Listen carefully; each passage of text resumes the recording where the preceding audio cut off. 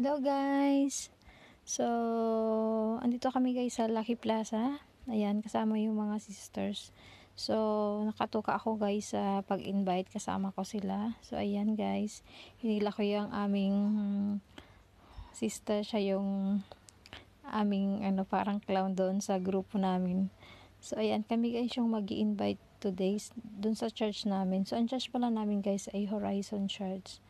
So, ayan. Naghahanap kami guys kung sinong mai-invite namin. Kung sino lang guys yung may gustong pumunta dun sa simbahan, dun sa church.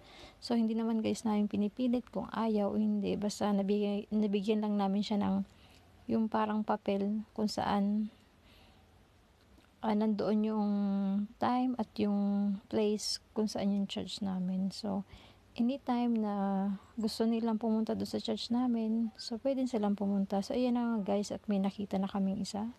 Yan, so ayaw niya kasi may iniintay daw siya. So, binigyan na lang namin siya ng guys ng papel. In case na mapadaan siya doon sa church, pwede siya guys pumunta. So, ito naman guys yung padalawang nakita namin. Ayan, binigyan ni sister ng card.